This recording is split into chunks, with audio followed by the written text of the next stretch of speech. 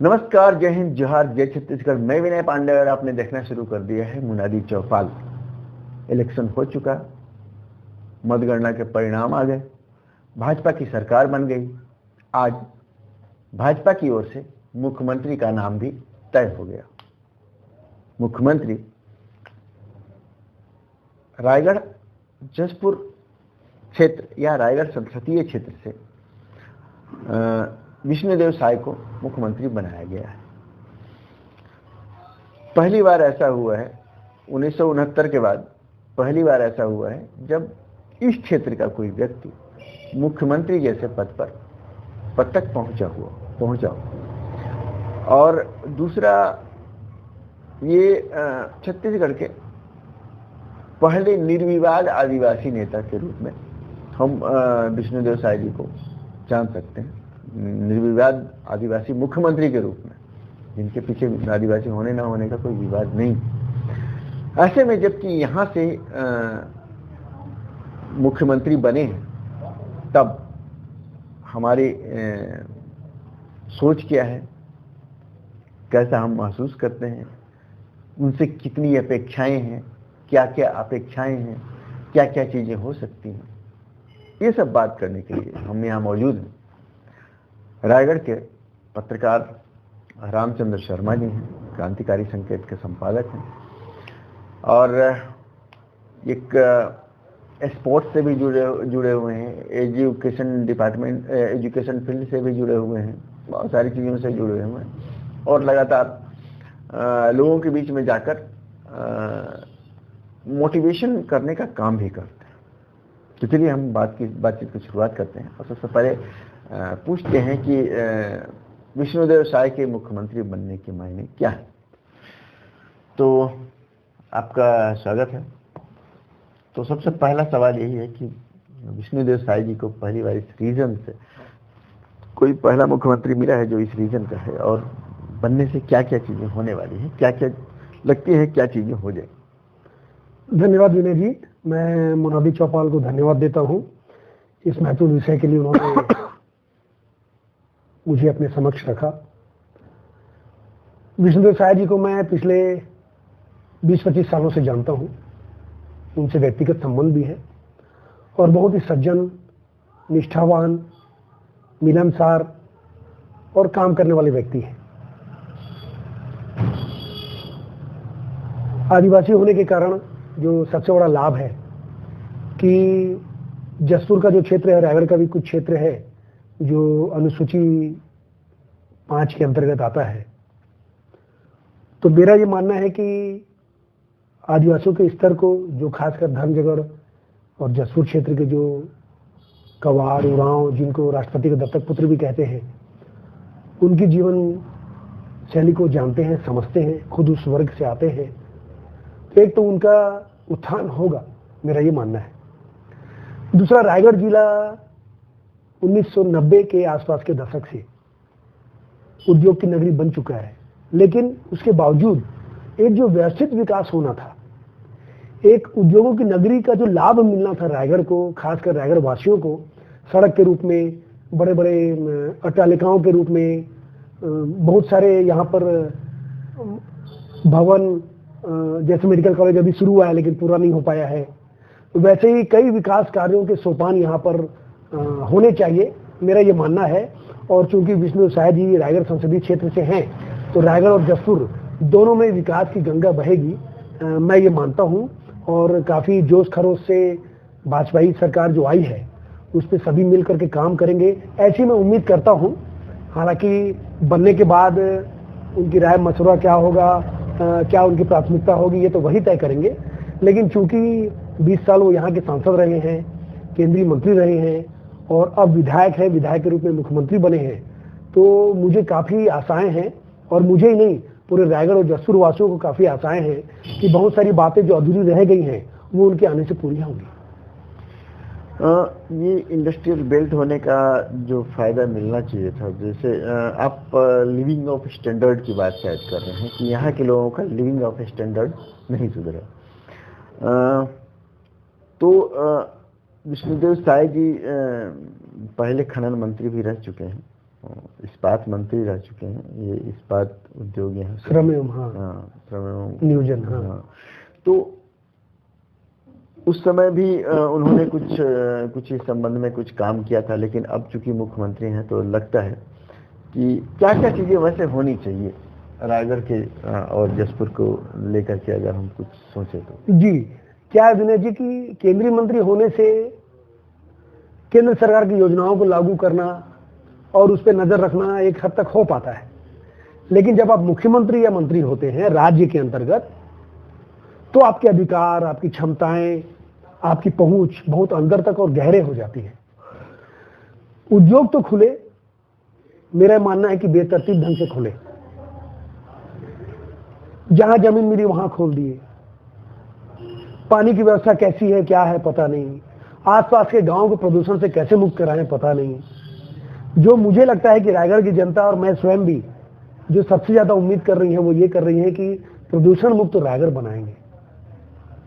हम आने वाली पीढ़ी को क्या दे करके जाएंगे, ये मुझे बड़ा संकट लगता है। और मैं ये उम्मीद करता हूं कि अब चूंकि वो खुद मुख्यमंत्री हैं और बहुत सारी योजनाएं, बहुत सारे उद्योग और भी आएंगे, आने चाहिए। मैं उद्योगों का विरोधी नहीं हूं, मैं समर्थन करता हूं, क्योंकि उससे रोजगार मिलता है, तरक्की होती है, लेकिन जीवन स्तर जो बढ़ना चाहिए उसमें मुझे बहुत ज्यादा बढ़ोतरी नहीं दिखी। चंद लोग यदि पैसे वाले बन जाएं तो उससे आप उद्योग का लाभ नहीं कह सकते। वास्तव में उद्योग का लाभ तो यह है कि जब जनता का जीवन स्तर बढ़े। और एक जो सबसे महत्वपूर्ण बात है जिससे मुझे बड़ी पीड़ा होती है, डीएमएफ फंड, उद्योगों की जो सीएसआर की राशि आती है 2%, पिछले 20 सालों में मेरा यह अनुमान है, जैसा मैंने पता किया, 1000 करोड़ रुपए से ऊपर की डीएमएफ की राशि आ चुकी है। ठीक है, दो तरह की राशि होती है, एक तो सीएसआर होता है और दूसरा डीएमएफ होता है जी। तो दोनों मिला करके 1000 करोड़ शायद होता होगा, मेरे पास एग्जैक्ट। हाँ, मैं बीच में पता किया था तो मुझे अनुमानतः ये राशि बताई गई थी। तो मेरा ये मानना है कि सीएसआर की राशि और डीएमएफ फंड, ठीक है, आप राज्य में भी उसका उपयोग करिए, लेकिन जहां से वो मिल रहा है, जहां से वो निकल रहा है, जहां के कोयले से, जहां के उद्योगों से राज्य का विकास हो रहा है, सेंटर में पैसा जा रहा है, और वो जिला जो है विकास से महरूम है, या विकास है भी तो बेतरतीब है। आप बताइए सड़कों का क्या हाल रहा। जो कांग्रेस की सरकार को नुकसान हुआ उसमें एक बहुत बड़ा कारण सड़क भी रही, प्रदूषण रहा, उद्योगों का बेतरतीब विकास जो हुआ है वो भी रहा, जनता का जीवन स्तर नहीं बढ़ा वो भी रहा। बहुत सारे कारण रहे, वो तो आकलन पार्टी करेगी, उससे हमको मतलब नहीं है। कुछ और ऐसी चीजें जैसे चलिए इंडस्ट्री तो है, रहेगी, इंडस्ट्री को तो उखाड़ा नहीं जा सकता, तो पॉल्यूशन भी होंगे, तो पॉल्यूशन को न्यूट्रलाइज एटलीस्ट किया जा सके। बिल्कुल बिल्कुल बिल्कुल किया जा सके। जैसे जब भी कोई उद्योग बैठता है तो वो अपने जो उद्योग की जो जमीन है उससे 4 से 6 गुना अधिक वृक्ष लगाता है, वहां पर पर्यावरण का ध्यान रखता है, लेकिन ऐसा नहीं हुआ है। मैं खुद घूमा हूं, मैंने देखा है, ऐसा नहीं हुआ है। दूसरा, सीएसआर की जो 2% की राशि मिलती है, वो पहले जहां उद्योग बसा हुआ है, जो गांव में, जिस ग्राम पंचायत में, जिस ब्लॉक में, पहले उसका विकास के संबंधित तो खर्च होता है, उसके बाद फिर वो खर्च जिले में जाता है। ऐसा भी नहीं हुआ है। बहुत सारे आरोप भी लगते हैं, सीएसआर का पैसा, डीएमएफ का पैसा अधिकारियों या नेताओं की जेब में चला गया या गलत खर्च हो गया। तो ये तो अब मुख्यमंत्री बन रहे हैं, तो मैं तो बहुत उम्मीद कर रहा हूं कि इन सब चीजों को ध्यान रखा जाएगा और व्यवस्थित ढंग से खर्च किया जाएगा, और जो भी पैसा आएगा उस पैसे का लाभ ग्राम पंचायत को, ब्लॉक को, जिले को, उसके बाद राज्य को मिले, नहीं तो रायगढ़ अधूरा रह जाएगा।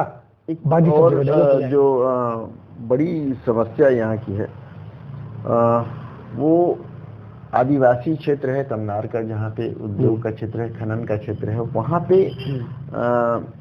पानी में फ्लोराइड और आयरन की मात्रा बहुत ज्यादा है। ये पैच है, मिनरल उसमें शामिल है। बहुत सारे मिनरल्स के चलते लोगों को परेशानियों का सामना करना पड़ रहा है। फ्लोराइड के चलते हड्डी संबंधित बीमारियां होती हैं, आयरन के चलते कैंसर होता है, क्लोरोसिस होता है, हाँ, स्किन की समस्याएं होती हैं, हो रही हैं। तो इसके तरफ भी थोड़ा सा उनको मेरी समझ से उनको इस बात का पता भी है, अंदाजा भी है, और वो बिल्कुल है, बेहतर तरीके खुद उस क्षेत्र में रहते हैं। मैं विनय जी आप बोल रहे हैं, मैं इस बात को बिल्कुल मानता हूँ। तो एक्चुअली हम जो चर्चा कर रहे हैं अभी, उसमें उद्योग से संबंधित ओवरऑल सभी चीजें शामिल है। आप जो बोल रहे हैं कि फ्लोराइड की समस्या है, आयरन की जो जिसके कारण फ्लोरोसिस वगैरह बीमारी हो जाती है, या मिनरल्स में और भी बहुत ज्यादा मिनरल्स उसमें हैं, शामिल हैं, पानी पीने लायक कहीं कहीं नहीं है, अच्छा, ये लाल रंग का होता है। तो चलिए सीएम तो बन गए। हमारे यहाँ से रायगढ़ विधानसभा से ओपी चौधरी जी मतलब स्टेट का सेकेंड लार्जेस्ट विनिंग रहा है, विनिंग कैंडिडेट 65,000 करीब। हाँ। तो उनको क्या मिलने की संभावना लग रही है? ओपी है तो उम्मीद है, बड़ा सा पोस्टर वगैरह भी लगा हुआ था। तो ओपी जी से क्या उम्मीदें हैं, और उनको क्या उम्मीदें हैं कि सरकार में उनको क्या मिलने वाला है? कुछ देखिए चीजें पता मेरा ये मानना है कि युवाओं ने, महिलाओं ने, ग्रामीणों ने, क्योंकि जिस प्रकार से जीत हुई है, वो जीत ये दर्शाती है कि अपेक्षाएं बहुत है, और निसंदेह जब अपेक्षाएं बहुत होती हैं तो बहुत ज्यादा आपको ध्यान भी रखना पड़ता है, विकास कार्य में जुड़ना पड़ता है, लोगों को जोड़ के रखना पड़ता है। जहां तक पद की बात है तो मंत्री बनेंगे ये तो हम मान के चल रहे हैं। हम तो कई पहलुओं में सीएम, डिप्टी सीएम भी मान के चल रहे थे, लेकिन फिलहाल वो पोजीशन नहीं है क्योंकि प्रथम बार विधायक बने हैं। लेकिन जो उनका क्षेत्र है, जैसा वो बच्चों से, युवाओं से मिलते हैं, परीक्षाओं के संबंध में बताते हैं, तो मुझे ऐसा लगता है कि उनको स्कूल शिक्षा या उच्च शिक्षा या दोनों, साथ में तकनीकी शिक्षा, युवा एवं खेल मंत्रालय, ये दिया जा सकता है। और निसंदेह वो अभी युवा है। मतलब अगर जब तक कोई अच्छी जिम्मेदारी नहीं मिलेगी तब तक रायगढ़ के लोगों का वो जो 64,000 से लीड उन्होंने दिलवाया है, उसका वो जो प्रतिफल नहीं मिलने वाला। बिल्कुल बिल्कुल बिल्कुल। हालांकि अमित शाह जी ने अपने जो उनकी रैली हुई थी, रोड शो हुआ था, उसमें कहा था कि मैं बड़ा आदमी बनाऊंगा, तो ठीक है, को तो बना दिया। विष्णु प्रसाद जी के लिए कहा था, उनको तो सीएम बना दिए। और मुझे लगता है कि मंत्री तो ओपी चौधरी जी बनेंगे ही, तय है ये। हाँ, लेकिन उसके बाद जो मंत्रालय मिलेगा, उस मंत्रालय के मिलने का लाभ जो है वो रायगढ़ को भी मिलेगा, राज्य को तो मिलेगा ही, रायगढ़ को विशेष रूप से मिले, ऐसी मैं उम्मीद करता हूँ। और चाहे शिक्षा हो, उच्च शिक्षा हो, जैसे नंद कुमार पटेल यूनिवर्सिटी बन गई है तो उसके अभी तक जमीन नहीं मिली है, उसके भवन आदि बनने हैं, इन सब क्षेत्रों में वो काम करेंगे, युवाओं को रोजगार दिलाएंगे। उद्योगों से संबंधित यहाँ पर काफ़ी उद्योग लगे हुए हैं, लेकिन रोजगार के मामले में हम काफ़ी पीछे हैं, तो मुझे लगता है उस पर भी वो दबाव बनाएंगे या रोजगार दिलाएंगे। अपेक्षाएं तो बहुत हैं, उनको खरा उतरना होगा, नहीं तो 13 में से 9 मंत्री हार गए कांग्रेस सरकार के। तो ये क्या ये मान के चला जाए कि ओपी जी को जिम्मेदारी देना चाहिए? बिल्कुल देना चाहिए, बिल्कुल देना चाहिए। IAS रहे हैं, कलेक्टर रहे हैं, तो उनको प्रशासन का अनुभव भी है, इसका लाभ भी उनको मिलेगा, काम करवाने का तरीका उनको पता है। उसके अलावा अमित शाह जी और नरेंद्र मोदी जी की यहाँ सभा हुई थी, तब भी बोले थे कि मैं बड़ा आदमी बनाऊंगा, और काफ़ी चर्चा भी चली थी, तो उनका फर्ज भी बनता है। और सेकंड लार्जेस्ट बीन मतलब बहुत बड़ी बीन है, वो भी एक दबाव है। तो बहुत सारी चीजें एक साथ काम कर रही है। विष्णुदेव साय जी को जो सीएम बनाया गया है, इसके पीछे क्या पॉलिटिक्स आप देखते हैं? अब मुझे तो लोकसभा चुनाव नजर आता है मुख्य रूप से। देखिए, योग्य तो सभी हैं, जो विधायक बने हैं सभी योग्य हैं पद के लिए, लेकिन पार्टी, संगठन, नरेंद्र मोदी जी, अमित शाह जी, ये फिलहाल इनकी सामने जो है 2024 है। क्योंकि आप देखिए, सरगुजा सीट है, रायगढ़ की सीट है, बस्तर की सीट है, कांकेर की सीट है, लोकसभा सीट है, महासमुंद की लोकसभा सीट है। मतलब यदि हम गौर करें तो 11 सीट में से लगभग सभी सीटों में, और मुख्य रूप से 7-8 सीटों में आदिवासी का जबरदस्त प्रभाव है। और कई बार ऐसा बोला जाता है, एक सर्वेक्षण भी आया था कि आदिवासी भाजपा से कितना जुड़ पाए हैं ये क्लियर नहीं है, तो ये जोड़ने का एक प्रयास भी है। नहीं, जुड़ तो पाए हैं, क्योंकि इस बार जुड़े हैं, लेकिन पद दे करके उस पर ठप्पा लगाना, मोहर लगाना ये ज्यादा जरूरी मुझे लग रहा। तो ट्राइबल तो हाँ, अच्छा, इसलिए जैसे पूरे देश में ही बहुत सारे ट्राइबल डोमिनेटेड कॉन्स्टिट्यूएंसी है, लोकसभा कॉन्स्टिट्यूएंसी, तो उस हिसाब से भी एक मैसेज जाएगा मुख्यमंत्री बनाना। आप देखिए, आदिवासी मुख्यमंत्री अभी तक कहीं नहीं था, एक मैसेज भी जाएगा उनको। जब भी कहीं केवल छत्तीसगढ़ में नहीं, मध्य प्रदेश, राजस्थान, गुजरात, जहां भी वो प्रचार करने जाएंगे तो वहां के आदिवासी भाइयों को, आदिवासी मतदाताओं को वो ये मैसेज दे पाएंगे। देखिए हमारे बीच में से एक राष्ट्रपति उन्होंने बनाया, द्रौपदी जी को, वो भी आदिवासी है, और दूसरा हमने आदिवासी मुख्यमंत्री भी बना दिया। तो उनको ये क्लेम करते बनेगा कि हम सभी वर्गों का ध्यान रखते हैं। और निसंदेह पार्टी तो ये चाहती है, कांग्रेस हो चाहे भाजपा हो, सभी ये बताना चाहते हैं कि हम सभी वर्गों का ध्यान रखते हैं। तो ये बहुत बड़ा उद्देश्य है और 2024 इसका मुख्य टारगेट है। तो ये चर्चा आपने सुनी, कुछ अपेक्षाएं हैं, और अपेक्षाएं इसलिए भी हैं कि वो हमारे आसपास के हैं, हमारे पहचान के हैं। हम अब तक बहुत सहायता से उनसे मिलते आ रहे हैं, वो हमें जानते हैं, हम उनको जानते हैं, इसलिए उनसे अपेक्षाएं भी बहुत ज़्यादा हैं। ऐसा नहीं है कि विष्णुदेव साय जी यहाँ के समस्याओं से अपरिचित हैं या यहाँ जो चीज़ें हैं उन बातों से भी वो अनजान है, ऐसा नहीं है।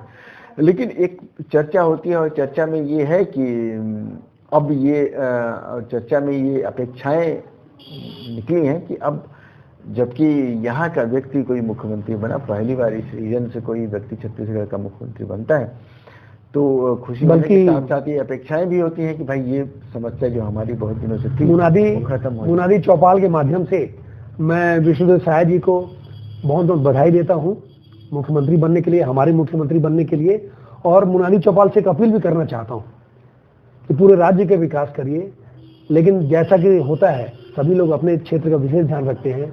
मेरा निवेदन है आपसे, रायगढ़ को ऊंचाइयों पर पहुंचाइए, और जो रायगढ़ अन्य जिलों से थोड़ा बहुत अभी पीछे है, तो मुझे आपसे बहुत उम्मीदें हैं। मैं व्यक्तिगत रूप से आपसे परिचित, बहुत ही सहज मिलनसार आप हैं, तो मैं मुनादी चौपाल के माध्यम से आपसे ये अपील भी करता हूँ कि रायगढ़ को ऊंचाइयों पर लाने के लिए जरूर आप प्रयास करें। तो ये इस तरह की अपेक्षाएं बहुत सारे लोगों की होंगी, बहुत सारे लोगों की भावनाएं इस तरह की होंगी। तो देखते रहिए मुनादी चौपाल, पढ़ते रहिए munadi.com, the voice of voiceless. Thank you.